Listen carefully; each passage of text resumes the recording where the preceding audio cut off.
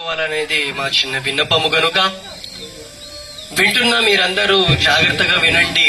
ఎందుకంటే మనిషి జీవితం ఎప్పుడు ఎలా ముగింపబడుతుందో ఈ భూమి మీద ఎవరికీ తెలియదు. ఈ రోజు ప్రాణాలతో ఉండి రాజుగా పిలువబడుతున్న మనిషి రేపు మరణం పేరుతో మరణించి శవముగా పిలువబడతాడు. అటువంటి జీవితము కొరకు ఈ భూమి మీద మనిషి అన్నవాడు ఎంత కష్టపడినా, ఎన్ని ఆలోచనలు చేసినా, అన్నిటిని వదిలిపెట్టి వెళ్లిపోయే ఈ జీవితము కొరకు ఎంత తపన పడినా ఈ భూమి మీద ఏమీ ప్రయోజనం ఉండదు. కానీ మిమ్మల్ని, నన్ను, ఈ భూమి మీద ఉంటున్న ప్రతి మనిషిని దేవుడు ప్రేమించి మనము పుట్టక మునిపే దేవుడు మన కొరకు ఆకాశాన్ని, భూమిని, పంచభూతాలను కలిగించి దేవుడు తన పిల్లల ద్వారా ఆనందపడాలి, దేవుడు తన పిల్లలను కాపాడాలి, అలాగే నా పిల్లలు నా కొరకు జీవించాలి, నా పిల్లలు నా కొరకు ఆలోచించాలి అని ఎన్నో కలలు కని దేవుడు ఈ భూమి మీద మమ్మల్ని జీవితాన్ని ప్రసాదించాడు.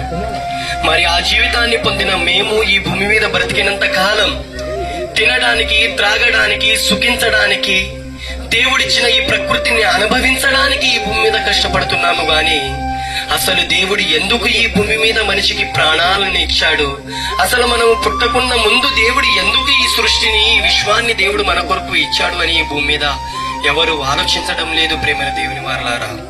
గనుక అందుకొరకే 200 సంవత్సరాల క్రితము ఈ భూమి మీద ఉంటున్న ప్రతి మనిషిని తెలియపరచడానికి, ఈ భూమి మీద ప్రతి మనిషి ఎందుకు పుట్టాడు, ఎందుకు మరణం పేరుతో ఈ లోకాన్ని వదిలి వెళ్లిపోతున్నాడు అని తెలియపరచడానికి ఈ భూమి మీద 2000 సంవత్సరాల క్రితం ఈ భూమి మీద ఒక మహనీయుడైన క్రీస్తు వారు భూమి మీదకి వచ్చాడు.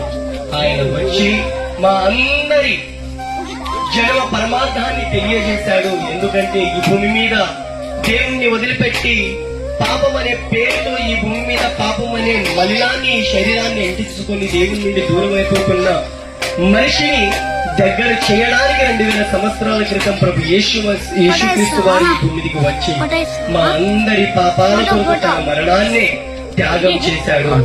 ఆయన అంటున్నాడు, ఈ భూమి మీద ఎంత ఆలోచించినా, ఎంత సుఖముగా బ్రతికినా అన్నిటినీ ఇక్కడే వదిలిపెట్టి వెళ్లిపోవాలి.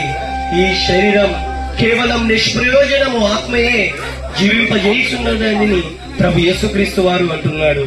గనుక ప్రేమల దేవుని వారులారా, ఈ శరీరాన్ని ఎంత సుఖపెట్టినా మరణం పేరుతో వెళ్లిపోతాము. గనుక ఈ శరీరాంతో దేవుణ్ణి ఆనందపరిచి దేవుని యొక్క చిత్తాలను నెరవేరుస్తూ దేవుని యొక్క ఆజ్ఞల ప్రకారం మేము జీవించాము అనుకో, ఈ భూమి మీద సుఖముగా ఈ భూమి మీద కూడా ఉండి మరణించిన తర్వాత మన